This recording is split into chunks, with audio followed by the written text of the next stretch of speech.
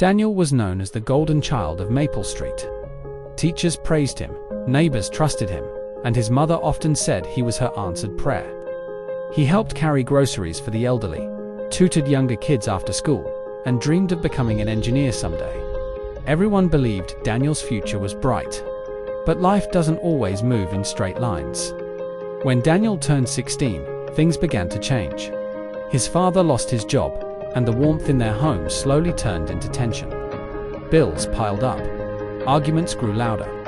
Daniel started staying out later, not because he wanted trouble, because he wanted silence. That's when he met Marcus and his crew.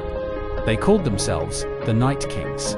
They wore confidence like armor and spoke about money like it grew on trees. To Daniel, they looked powerful, untouchable. Marcus noticed Daniel's frustration and fed it carefully. "You're too smart to be broke," Marcus would say. "You deserve more than this small life." At first it was harmless all, so Daniel told himself. He just hung around. Then he agreed to small favors, delivering packages, keeping watch during shady deals. The money came fast, too fast. He bought new sneakers, helped pay a few bills at home. His mother didn't ask questions, she just looked relieved. But good choices don't slowly turn bad, they drift. Soon Daniel was deeper than he planned. The Night Kings weren't just hustlers. They were involved in theft, intimidation, and worse. One night, Marcus handed Daniel a mask. "Just stand by the door," he said.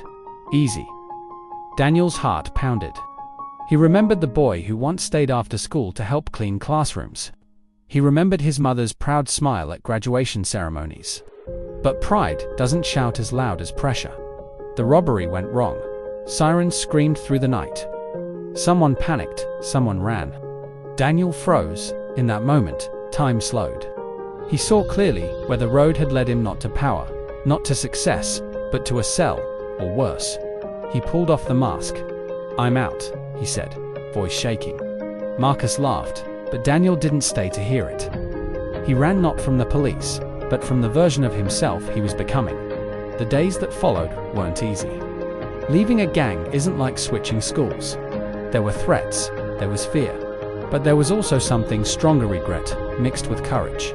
Daniel confessed everything to his mother. She cried not because he failed, but because he came back. With community support and a local mentor, Daniel slowly rebuilt his life. It took time to regain trust. Some doors stayed closed, but others opened, especially the one to a technical training program that helped him rediscover his old dream. Years later, Daniel would stand in front of troubled teenagers and tell them this: being good isn't about never falling. It's about choosing to stand back up before it's too late.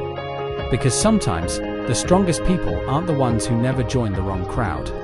They're the ones brave enough to walk away.